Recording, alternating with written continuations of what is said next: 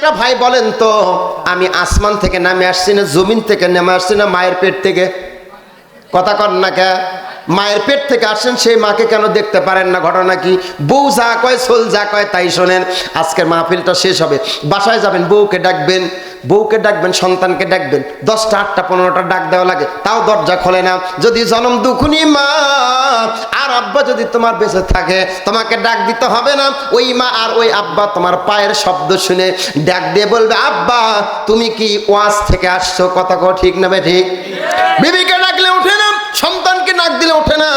প্রাণের প্রিয় আব্বা মা তোমার পায়ের শব্দ শুনলেই জাগ্রত হয়। ও যুবক ভাই, দিলটাকে নরম করেন, 5টা মিনিট খুব মনোযোগ দিয়ে শোনেন। প্রতিটি সন্তান মায়ের পেটের মধ্যে যে জায়গায় থাকে, ওই থলিটা সর্বসাকুল্যে 10 ইঞ্চি।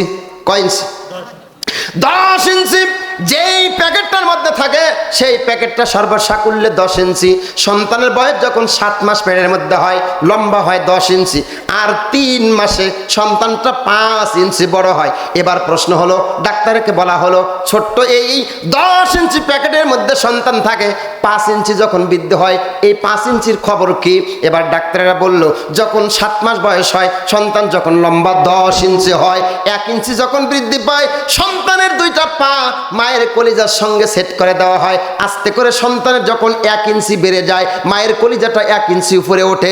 আস্তে আস্তে করে 5 ইঞ্চি যখন বড় হয়, প্রতিটি সন্তানের পা দিয়ে মায়ের কলিজাটা 5 ইঞ্চি উপরে যায়। ভাইজান গো ভাইজান, ওই বিজ্ঞানীরা ডাক্তাররা গবেষণা করে বলল, একটা সন্তান মায়ের পেটের মধ্যে থেকে, আমার আম্মা জান জনম দুঃখিনী মা, ওই আম্মা জান রে কলিজায় লাত্তি মারছে। যেই সন্তানটা সবচেয়ে কম লাত্তি মারছে, এই সন্তানটা 4500 লাত্তি মারছে।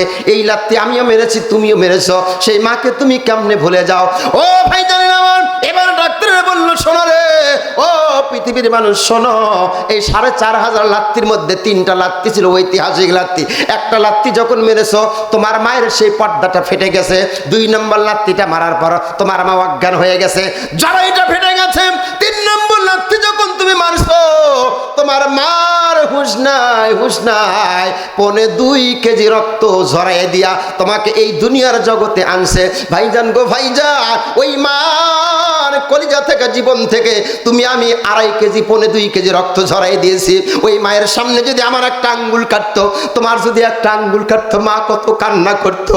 মা বলতো, বাবা কেমনে তোর আঙ্গুল কাটলো? রক্ত দেখে মা কান্নায় ছটফট করতো।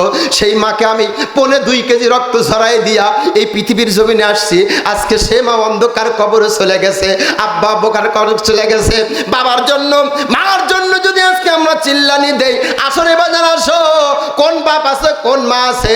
মাকে 4500 লাত্তি দিয়া, মাকে অজ্ঞান করে 2.25 কেজি রক্ত ছড়ায় দিয়া এই দুনিয়ার জগতে কোন সন্তান আসছো? সেই মাকে লক্ষ্য করে একটা বাপ যে আসেন তো, একটা মা আসেন তো। আল্লাহর ঘর মসজিদের জন্য আল্লাহর নবী কয়, মান বানালিল্লাহি মসজিদান বানাল্লাহু লাহু জাইতান ফিল জান্নাহ। আল্লাহর কোন বান্দা যদি মসজিদ নির্মাণ করার জন্য আল্লাহর ঘরে যদি টাকা পয়সা দান করে, আল্লাহ পাক রব্বুল আলামিন ওই বান্দার জন্য জান্নাতের মধ্যে নিজের হাতে বালাখানা তৈরি করে। চিৎকার মেরে কন্যা সুবহানাল্লাহ।